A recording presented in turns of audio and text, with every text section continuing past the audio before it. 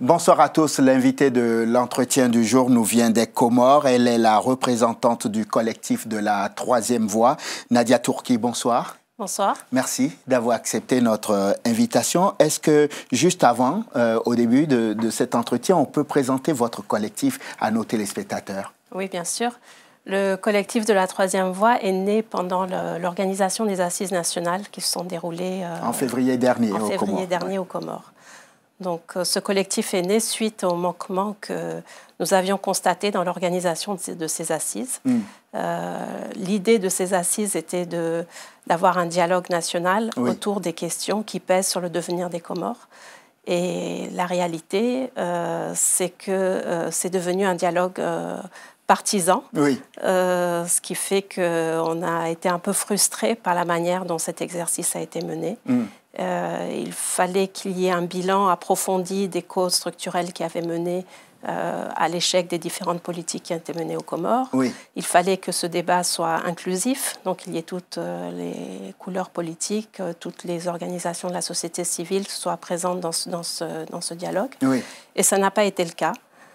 Donc, nous avons condamné la manière dont ces assises se sont déroulées, pas l'exercice en lui-même, mais la manière dont il a été conduit. Et nous avions demandé à ce qu'il y ait un dialogue fédérateur pour corriger les lacunes qui avaient été constatées. C'est comme ça qu'est né.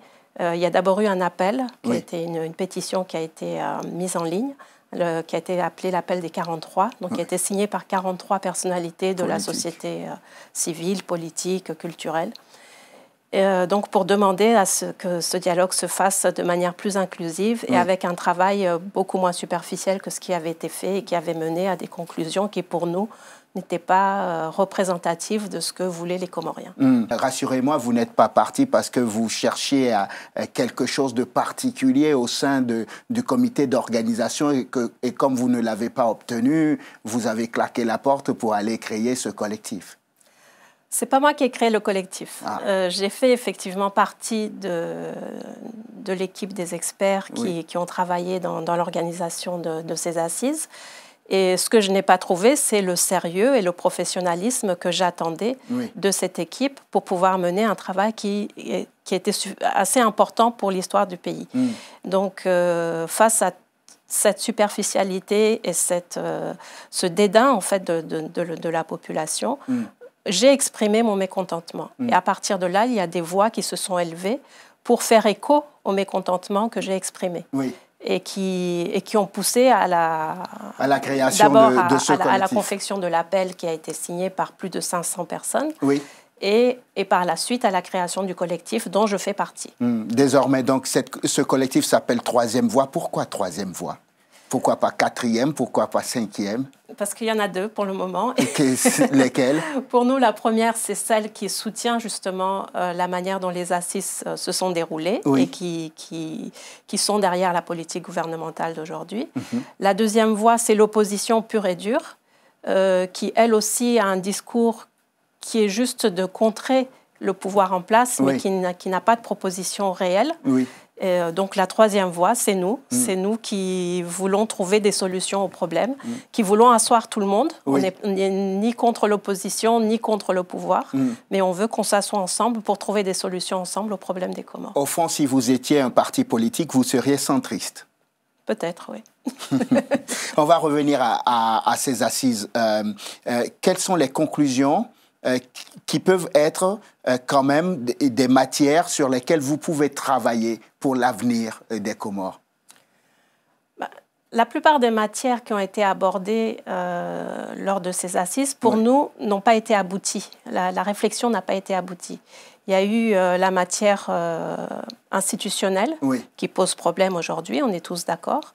Mais la manière dont ce thème a été traité nous a paru totalement subjectif et fait de manière à ce que le pouvoir en place puisse perdurer. Vous parlez de l'idée de se dire on va peut-être prolonger la présidence tournante et ça vous inquiète?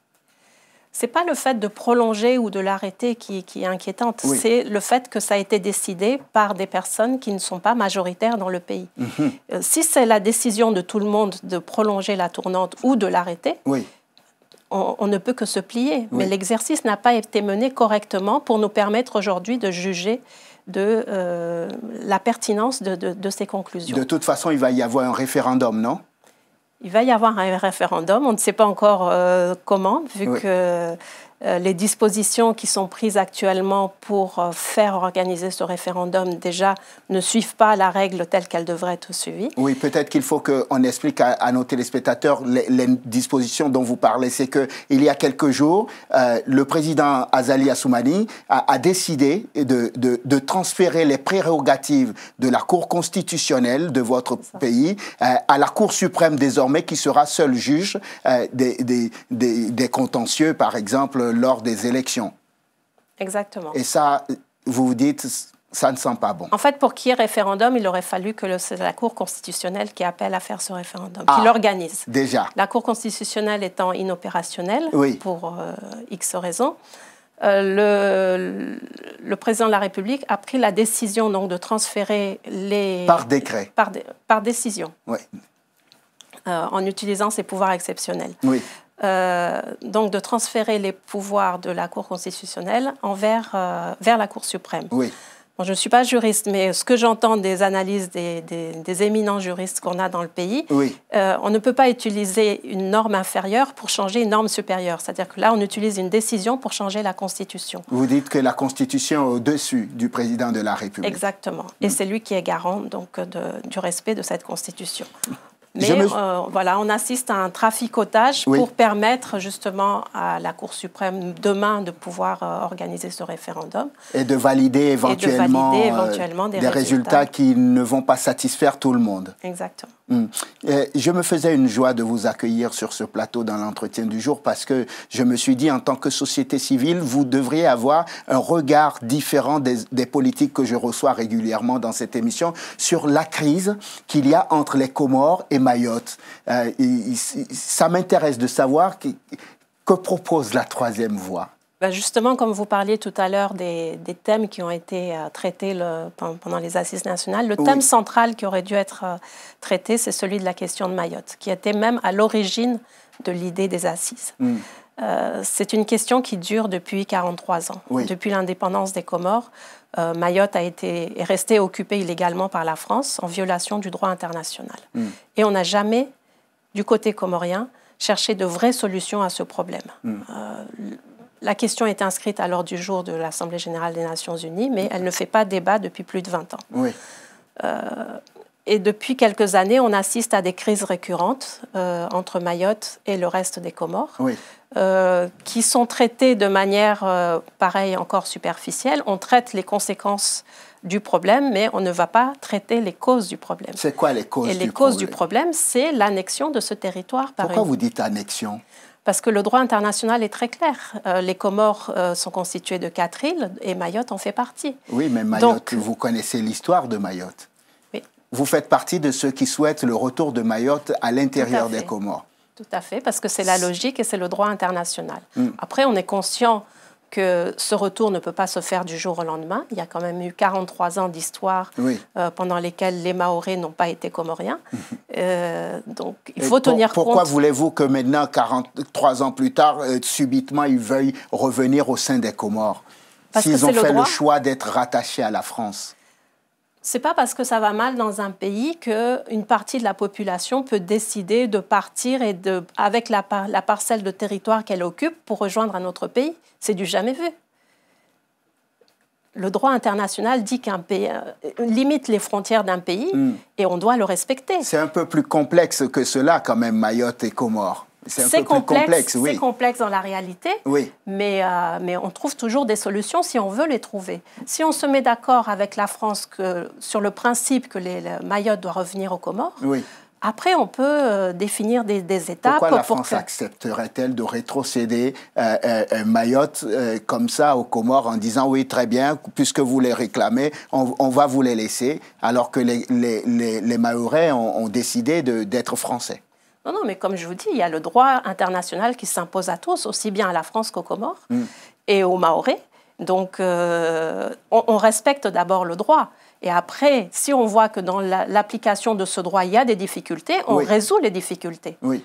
Mais on ne peut pas dire que parce qu'il y a 200 000 Mahorais qui veulent rester français ou un État français qui a pitié de ces pauvres Mahorais et on disloque un pays comme ça. Non, ça ne peut pas se passer comme ça. Donc vous dites que c'est un préalable pour régler les problèmes qui se posent aujourd'hui dans l'archipel. C'est un préalable que de s'entendre avec la France d'abord pour dire oui ou non, Mayotte reviendra un jour ou l'autre dans les Comores. Oui, oui. Il faut qu'il y ait ce dialogue avec la France et il faut qu'il y ait aussi un dialogue entre les Comoriens eux-mêmes pour définir les conditions du vivre ensemble. Parce que ça aussi, il y a eu beaucoup de blessures dans le passé qui doivent guérir, qui doivent être guéries. Qu'est-ce qui vous fait croire que les Comoriens d'un côté ou les Mahorais de l'autre voudraient vivre à nouveau ensemble? Quand on a été si longtemps séparés, on n'a pas forcément envie de revivre ensemble, non? Je pense que 43 ans dans la vie d'un pays, ce n'est pas énorme, ça peut être réparé. Et nous sommes Comoriens, nous avons la même culture, nous avons la même langue, nous avons la même religion. Si aujourd'hui des gens prennent des bateaux en prenant des risques pour aller sur l'île de Mayotte, c'est parce qu'ils ont de la famille là-bas. D'un autre côté, aujourd'hui, on assiste à un autre mouvement. C'est beaucoup de Mahorais qui viennent acheter des terrains sur les autres îles des Comores pour fuir les impôts imposés par la France sur leur île. Donc, il y a des liens qui sont là, qu'on ne peut pas détruire juste par la politique et par des petits intérêts. Donc ce sont ces liens-là que l'on doit valoriser, qu'on doit préserver et qui feront qu'un jour ou l'autre, les Mahorais s'asserront avec les Anjouanais, les Mohéliens, les Grands Comoriens, parce que nous faisons partie du même pays. C'est quoi votre bataille fondamentale là maintenant, dans les mois, les années à venir pour la troisième voie? La bataille fondamentale, c'est le respect du droit. Oui. Et c'est le respect de la volonté de la population. Il faut que nos dirigeants acceptent à écouter la voix du peuple. Oui. Et qu'ils ne soient pas uniquement guidés par leurs intérêts partisans. Ce n'est pas le cas pour l'instant? Ce n'est pas le cas. Qu'est-ce qui vous fait dire ça? C'est ce on assiste à des violations des droits de l'homme perpétuellement dans le pays depuis plusieurs années. Bon, évidemment, on va parler des 2 dernières qui concernent le pouvoir qui est en place. Oui. Beaucoup de malversations, beaucoup de cas de corruption et toutes les instances qui étaient là, qui étaient supposées jouer un rôle de contre-pouvoir, ont été dissoutes ou mises en veilleuse. Le Parlement aujourd'hui ne fonctionne pas correctement, la Cour constitutionnelle maintenant n'existe plus. Il y avait une commission de lutte contre la corruption qui a été dissoute, une commission nationale des droits de l'homme qui a été aussi mise en veilleuse. Donc, c'est une concentration. Elle n'existait que de nom, non, ces instances dont vous parlez? Il faut déjà exister de nom avant de pouvoir produire. Mais quand je vous dis qu'il y a des violations de droits de l'homme, ça ne date pas des 2 dernières années, ça date depuis plus longtemps. Si on a eu ce projet de faire des assises, c'est qu'on se rend compte que ça ne va pas dans le pays depuis plus de 40 ans. Mais le pouvoir actuel ne fait rien pour arranger les choses. Alors qu'aujourd'hui, la population est de plus en plus consciente de ce qui ne va pas, elle est consciente des enjeux, donc on ne peut pas se taire et laisser faire. Est-ce que vous craignez une guerre civile dans votre pays? On la craint parce qu'aujourd'hui, on est en train de diviser les Comoriens entre eux. Lorsqu'on remet en cause, par exemple, le principe de la tournante, c'est monter les Anjouanais contre les Grands Comoriens et demain monter les Mohéliens contre les Anjouanais. Et plus cette question de Mayotte qui n'est pas réglée, nos frères Anjouanais, Mohéliens, Grands Comoriens qui vont à Mayotte sont malmenés là-bas. Donc tout ça crée des rancœurs et c'est pas le but. Qu'est-ce que vous allez faire pour renforcer vos actions et pour vous faire entendre, parce que votre collectif est très jeune, il va falloir s'ancrer véritablement et peser dans le débat? Exactement. Nous essayons de mobiliser autour de nous déjà différents cadres qui peuvent justement alimenter la réflexion que nous avons entamée. Nous essayons d'avoir une présence aussi dans les médias pour se faire entendre. D'où ma venue chez vous. Et nous réagissons à chaque élément d'actualité qui nous paraît dangereux pour la stabilité du pays. Nous attirons l'attention en espérant que par cette mobilisation, on finira par se faire entendre. Est-ce que vous prendrez des positions tranchées ou claires quand on arrivera dans la zone du référendum, par exemple? Ah, tout à fait, oui. Bon, nous attendons ce qui va nous être servi, oui. Quel texte va nous être servi, mais il est clair que nous prendrons une position, oui. Quand vous regardez les Comores d'aujourd'hui, qu'est-ce que vous vous dites dessus? Ce sera ma dernière question. Je me dis qu'il y a de l'espoir, qu'on a 60% de la population qui a moins de 20 ans. Oui. Et donc, c'est cette jeunesse-là qu'il faut sauver. Nadia Turki, merci.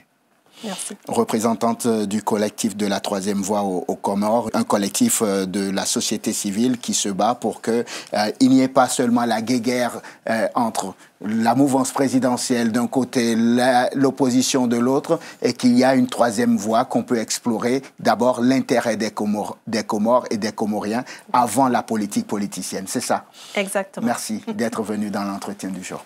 Merci à vous de nous avoir suivis. Je vous souhaite de passer une excellente suite de programmes. Évidemment, sur Télésud, on se retrouve demain pour un nouveau numéro. D'ici là, portez-vous bien. À demain.